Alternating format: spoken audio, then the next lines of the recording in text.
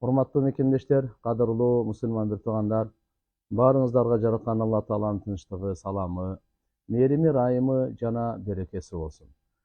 Алла Таала баарыбызга жакшы күндөрдү, жакшы түндөрдү, жакшы дос кошуналарды насип кылсын. Жаман күндөрдөн, жаман түндөрдөн, жаман дос кошуналардан Аллахым баарыбызды сактасын. Пайгамбарыбыз Мухаммад саллаллаху алейхи ва саллям бүткүл адамзаттын мырзасы, акыркы пайгамбар, жол башчы, улуу кереметтүү дуа бизге үйрөткөн. Намаздын ичинде дагы, намаздын сыртында дагы, намаздын ичинде дегеним салам берерден алдын, намаздын сыртында дегеним кайсы учурда болсо дагы ошо дуаны кылып тургула деп таалим берген. Бул риваяттар Абу Дауд шарифтерде келет. Ибн Масуд разияллаху анху деген сахабадан. Пайгамбарыбыз айтат: Аллахумма аллиф байна кулубина.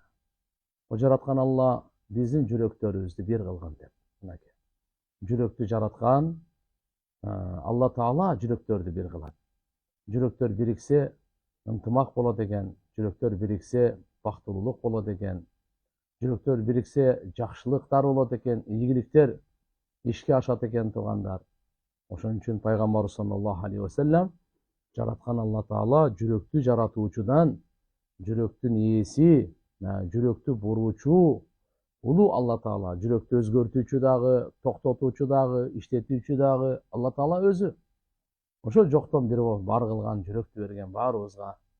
Пайгамбар саллаллаху алейхи ва саллям айткан: Ала инна фил жасади ла мудга, ида салухат салухал жасаду куллу, ва ида фасадат фасада жасаду куллу. Ала ва хиял калб. Ау кама кала алейхиссалату вассалам.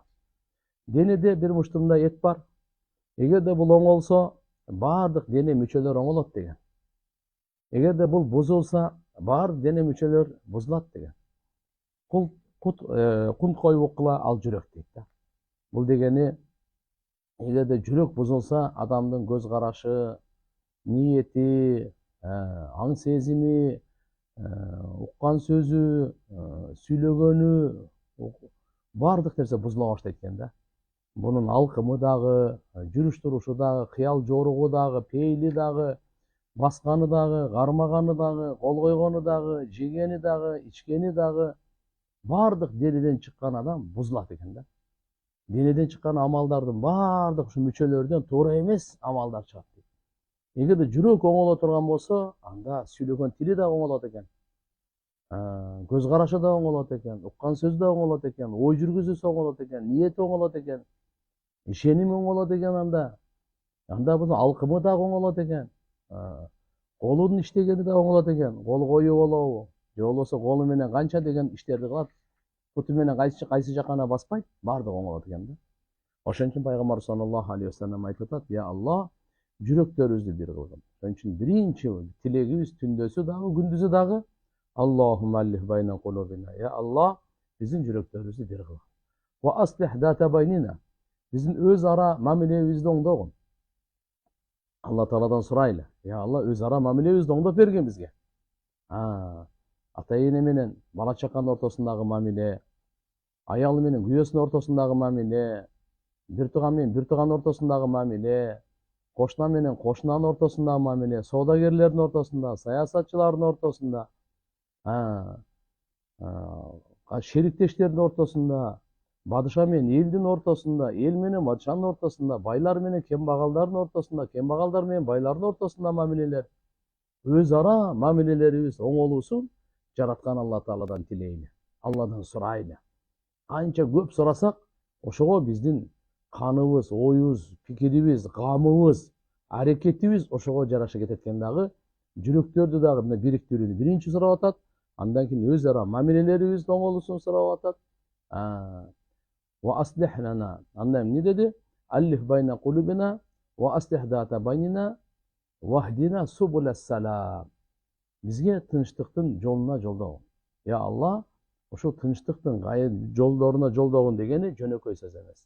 Амандыктын, тынчтыктын дайым Алладан тилейли. Элибизге, мамлекетибизге, бүткүл жер жүзүнө тынчтыкты тилейли. Ислам дини аты Ислам деп. Мурункуларча, мисалы, Исаи деп коет, Иса пайгамбардын атынан коюлган, Яхуди дейт, Яхуддан коюлган, Будда дейт, бул кишилердин аттарынан коюлган да. İslam dinге келгенде, İslam dini bir kişinin atынан koyulgan emес. İslam dini Allahu Akbar тынчтыктын атынан koyulgan. Акыркы din тынчтыктын уранын көтөрүп келген, тынчтыкты орнотом деген, үйдөн тартып бүткүл ааламга чейин мынакей İslam dini. Ошон үчүн Алладан сурайлы, тынчтыктын жолдоруна жолдогун. Тынчтыктын жолдору көп. Ошонун жолдоруна жолдогун деп. Vahdina subul selam ve neccina minel zulumati ilen nur. Ya Allah bizni kutkargın. Karangılıktan kutkargın. Жарыкка чыгаргын. Кандай караңгылык десе, надандыктын караңгылыгынан, билимсиздик, сабатсыздыктын караңгылыгынан, бекапарлыктын караңгылыгынан, күнөөгө батып калгандын караңгылыгынан, Алланы эстебегендин караңгылык, бирөөнүн акысына кирген зулумдук бул караңгылык, бирөөнүн акысын бербеген бул да караңгылык. Ya Allah караңгылыктардан бизди куткарып, жарыктыкка чыгарган, нурга. Кайсы жарык экен? İmandын нурuna, İslam'dın nuruna, adamgerçiliktин nuruna, bilimdin nuruna, takvalıktın nuruna, kaniyettin nuruna, ıntımaktın nuruna çıkargın. وَجَنِّبْنَا الْفَوَاحِشَ وَالْفِتَنَ مَا ظَهَرَ مِنْهَا وَمَا بَطَنَ. Jana bizdi ya Allah özüň saktagın. Äwirsiz işlerden saktagın. Jana fitnalardan saktagın. Kogalaň, jaşırından dagı, aşkeresinden dagı. Äwirsiz işlerden jaşırını dagı var, äwirsiz işler aşkeresi dagı var. Aram nerseler, uyatsız işlerinin bardığından, fitnalardan bardığına saktagın. Ve barik lana fi asma'ina ve absarina ve kulubina ve azvacina ve durriyatina. Ya Allah bizim şu görüp durgan gözleribizge bereke bergin, ugup durgan kulaklarыбызга bereke bergin, sogup durgan жүрөктөрүбүзгө bereke bergin. Биздин бала чакаларыбызга, үй бүлө аялдарыбызга берeke bergin, жубайларыбызга, балдарыбызга береке бергин деп. Мынакей кандай касиеттүү дуалар. Пайгамбарыбыз саллаллаху алейхи ва саллям үйрөткөн. Биз мына ватуб алейна иннека антат таввабур рахим. Жана биздин тообаларыбызды кабыл кылгын. Адам баласында кемчилдик, ката, жаңылыш бул мүнөздүү нерсе болуп калат. Бирок мусулман адам атайлап кылбайт. Мусулман адам шайтандын азгыруусуна, напсинин үстөмдүүлүгүнөн, кандайдыр бир ачуу калтырткан учурларда туура эмес иш кылып алган болсо, daro Allah Teala'dan geçirim sıra gerek. Vatub aleyna inneke entet tevvabur rahim. Elbette sen ya tövbe kabul kılınçısın, rahimdusun dep Allah Teala'dan geçirim sıragandı da öğretip ketip atat. Ve cealna mine şakirin li ni'metik muslim bihalik ve kabilin laha ve atim aleyna. Ya Allah bizni özüңdүн nematlarına şükür kılçılardan kılgan. Alkış aytıp sana aytıçılardan kılgan. Kadırlap barktoçulardan kılgan, saktoçulardan kılgan. Jana bizdin üstübüzgө ошо неаматтарын толук кылып бергин дейт. Урматтуу телекөрүүчүлөр, ушул пайгамбарыбыз Мухаммад алейхиссаламдын берекелүү тилинен нурлуу, касиеттүү, эки дүйнөнүн бактылыгын камтып алган, жакшылыгын камтып алган дуа. Ар бирибиз дайыма ушунун пикиринде болушубуз керек. Дайыма ушу тилекте болушубуз керек. Ушу дуаларда болушубуз керек. Ар бир күнүбүз, ар бир түнүбүз өткөн күнгө караганда дагы бактылуураак, бактылыкка чакырган түн болсун. Кандай гана болбосун, Алла Тааланын берген түндөрүнө шүгүр, күндүзүнө шүгүр, абасына, жерине, асманына, иманына шүгүр дегендей. Тугандар, Алла Таалан мынакей ыйык китеп Кур'ан-ы Каримди пайгамбарыбыз саллаллаху алейхи ва салламдын жүрөгүнө түшүргөн. Бул касиеттүү китеп, акыркы китеп Кур'ан, улуу китеп, ыйык китеп, буга чейин түшкөн китеп үчөө тең бурмаланып кеткен, өзгөрүлүп кеткен. Таурат деген китеп түшкөн, Муса пайгамбарга, Дауд пайгамбарга Забур түшкөн, Иса пайгамбарга Инжил түшкөн. Булардын баары бурмалангандыктан мына Алла Таалам Кур'ан-ы Каримди өзү кепилдикке алып, кыямат күнгө чейин эч ким өзгөртө албайт, бурмалай албайт, эскерте албайт, жана башка буну жогото албайт, жана башка. Мына ушундай ыйык касиеттүү китеп кыямат күнгө чейин келе турган адамдарга жолдомо, жашоонун багытын көрсөткөн, бактылуулукка өз тарткан ушундай касиеттүү китеп Кур'ан менен таанышайлы. Кур'андын сабагы Кур'ан-ы Карим менен достошойлу.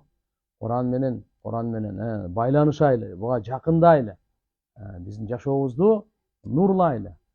Кабырыбызды, ахиретибизди, жүрөгүбүздү Кур'андын нуру менен нурлайлы тугандар. Кур'ан-ы Карим мынандай касиеттүү китеп. Кудай кааласа Кур'анда 114 сүрө бар.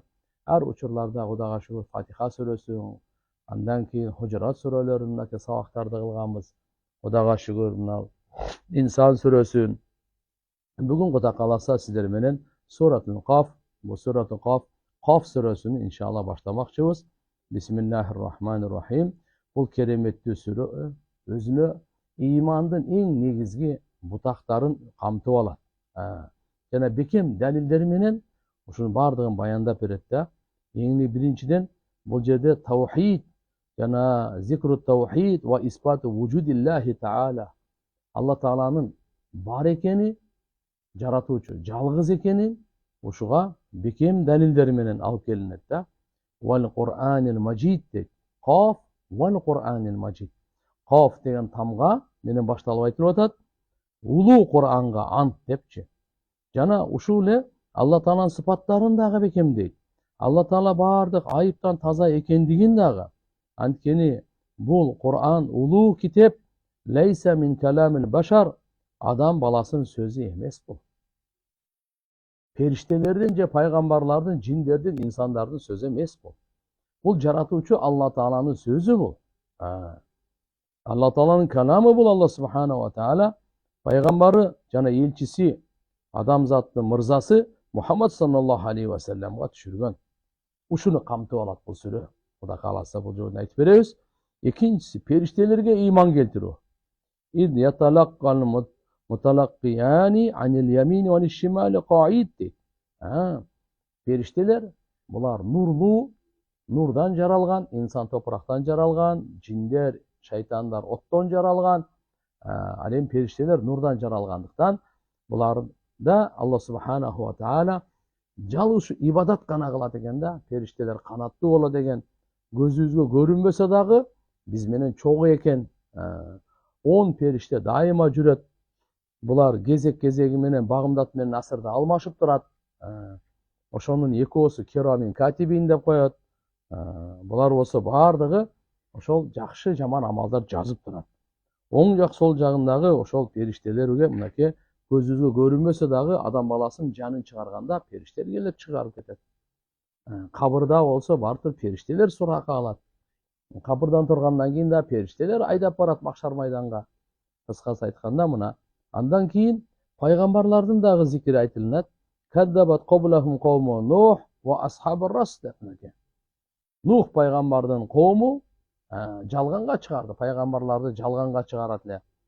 Кийин акыбет кандай болот эле? Пайгамбарлар боорукер эле, жакшы каалоочу эле, андай кылбагыла, түз жүргүлө, оңолгула, жакшы иштерди кылгыла, жаман иштерди таштагыла. Бул арам ишиңерди таштагыла десе болбой, укпай, өздөрүнүн напсынын кулу болуп, бара берип, анан Алла Тааланын азабына учурайт эле да. Ал убакта эми кайгыргандын, же болбосо кейигендин эч кандай пайдасы жок болгон учур болуп калат эле. Ошон үчүн ары бактысыз кетет эле. Ошондой эле бул кыяматтын зикирин да камтып алат. Экөөнүн тең. Сугра алгайсы этсе кыяматул инсан, вал кубра алгайсы этсе вахиял ахира. Тугандар эки кыямат бар да. Кичинекей кыямат бар, чоң кыямат бар. Кичинекей кыямат адам баласы өлгөндө, мына ошо кичинекей кыяматы башталды. Алам өлгөндө чоң кыямат башталат. Ошон үчүн пайгамбар саллаллаху алейхи ва саллям айткан: "Ман мата факад камат кыяматуху." Ау кама кала алейхиссалату вассалам. Ким өлсө, анын кыяматы башталды дейт. Өлгөн кишиге кыямат башталат экен зарыл эле. Кылган жакшы жаман иштерине акысын жазасын ала баштайт экен. Кабырда туруп эле, барзакта туруп эле акысын жазасын ала баштайт экен. Алла Таала бере баштайт. Албетте кайра тирилип Алла Тааланын алдына барганда жаратуучунун толугу менен Алла Субхана ва Таала акысын жазасын толугу менен берет да. Ошон үчүн бул кичинекей кыямат. Чоң кыямат кандай десе, алам талкаланганда ал чоң кыямат деп айтылат. Ошондой эле алами дунья ва аламил ахира. Бу дүйнө аламы, ахирет аламында зикри айтылат. Өзгөчө инсандын дүйнөдөн кайтуусу, ошол кайтып аткандагы абалы, түбөлүктүү ахиретте күн кандай күн болот. Ошондой эле Алла Тааланын илими жана кудурети инсанды камтып турат. Инсанды камтып турат. Дайыма Алланын илими инсандын жанында.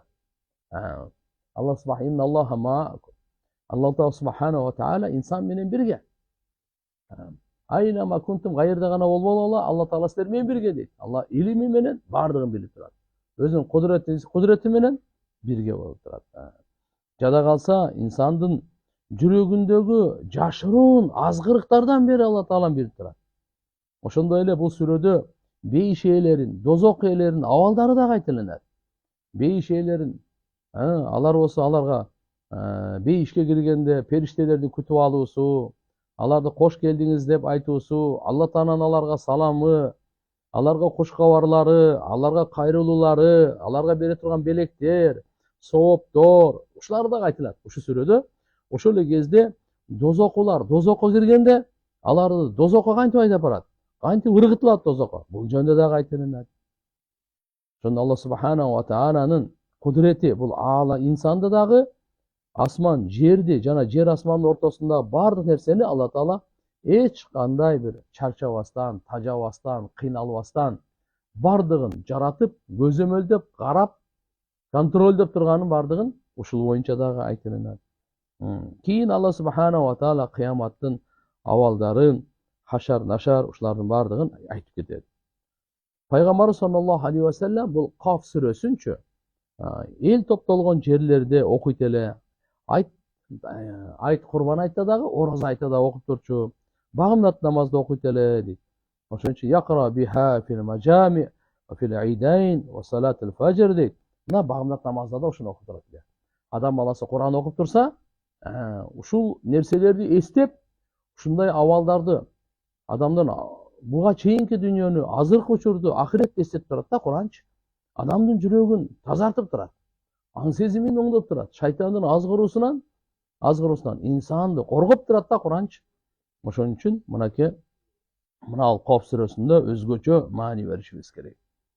Хадистерде келет, Аби Вакид Алейси разияллаху анхудан, кана Расулуллах саллаллаху алейхи ва саллям якра фил айд би Каф вақтарабат, ахраджаху Муслим ва асхабу сунан. Пайгамбарыбыз айт намаздарда Каф сүрөсүн окуйт эле, иктарабат деген сүрөнү окуйт эле дейт. Имам Муслим жана асхабу сунан ушуларды зикир кылган. Мындайча айтканда Абу Дауд, Ибн Мажа жана башкаларда.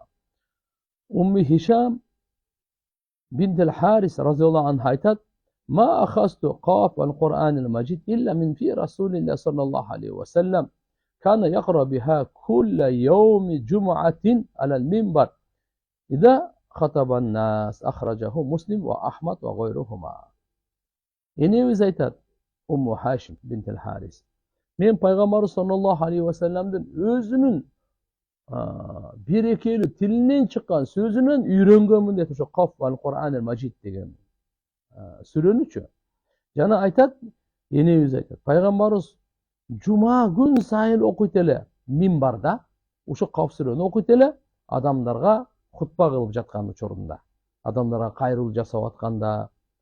Бул Имам Муслим жана Ахмад жана башкалар дагы ушул хадисти алып келген. Умму Хабиба радияллаху анха Хавлата бинти Кайсын Жухани, бу айтат энебиз, кунту асма хутбата Расулиллах саллаллаху алейхи ва саллям йаумал жума ва ана фи махрин ниса фа асмау кираатаху. Жума күнү пайгамбар саллаллаху алейхи ва салламдын хутбасын мен угат элем. Ошондо мен аялдардын эң акыркы сабында турат элем. Пайгамбарыбыздын кыраатын укчумун дейт да. Не деп? Каф вал Куранил Маджид деп ушуну окучу дейт. Алал минбар, минбарда. Ва ана фи махрин масжид, мен мечиттин эң акыркы сабында турчу элем дейт. Ахраджаху Ибн Саъд. Бисмиллахир-рахманир-рахим. Каф вал Куранил Маджид. Алла Таала бул кереметтүү сүрөнү Каф деген тамга менен баштап атат да. Алымдар ушул Каф деп бир тамга Каф деп койгондун ушу менен баштаганы сыры эмне, бунун мааниси эмнеде деп ар ким өзүнүн илимине жараша ошо максаттарын айткан. Бирок акыйкатка келсек, бунун чыныгы маанисин Алладан башка эч ким билбейт. Бирок алымдардын кээ бир ойлорун айта кете турган болсо, Каф деген бул калп. Каф деген тамга калп. Калп деп жүрөктү айтат арабтар. Пайгамбар Мухаммад саллаллаху алейхи ва салламдын жүрөгүнө ишарат деген экен. Алла Таала Каф деп бул жерде пайгамбарыбыздын жүрөгүнө ишарат кылган. Калб наби дейт саллаллаху алейхи ва саллам. Алла Таала пайгамбарыбыздын жүрөгүнө Кур'ан түшүрүп атпайбы? Бул түшүрүп атат. Бул жерде эми биз түшүнсөк болот дейт. Алла Субханаху ва Таала пайгамбарыбыз саллаллаху алейхи ва салламдын жүрөгүнө артыкчылык берген, шарапаттуулук берген. Анткени пайгамбарыбыздын жүрөгүнө Кур'ан түшүп атат да. Fa innahu qalbun rafi'ul mustawa jami'il qulub. Бардык жүрөктөрдөн жогору турат биздин пайгамбарыбыздын жүрөгү. Улуулугу, шарапаттуулугу, артыкчылыгы. Ошондуктан Алла Субханаху ва Таала өзүнүн улуу Кур'анын, ыйык китебин пайгамбарыбыз Мухаммад алейхиссаламдын жүрөгүнө түшүргөндү Алла өзү тандады да. Башка жүрөккө эмес. Кур'анда айтат: "Назала бихир рухул амин ala qalbika litakuna minal mundirin." Ruhul Amin деген бул Жабраил периште болот. Ruhul Amin, Жабраил периште Кур'ани Каримди алып түштү. Ala qalbik, ey Muhammad sallallahu aleyhi ve sellem, сиздин жүрөгүңүзгө дейт. Эмне үчүн десе, litakuna minal mundirin, бүткүл ааламды коркутуучулардан. Кандай коркутуучу десеңиз, ушул ким арам нерсесин таштабаса, күнөөлөрүн таштабаса, бузукулугун таштабаса, кан төгүүсүн таштабаса, шайтандыгын таштабаса, чоң азап күтүп турат кыямат күнү, түбөлүктүү тозак күтүп турат деп пайгамбарыбыз Мухаммад алейхиссалам коркутат эле. Арамдын арды таштагыла, жакшы жашагыла деп. Азыр реклама бар экен, урматтуу туугандар. Иншалла рекламадан кийин кайра сабакты баштайбыз.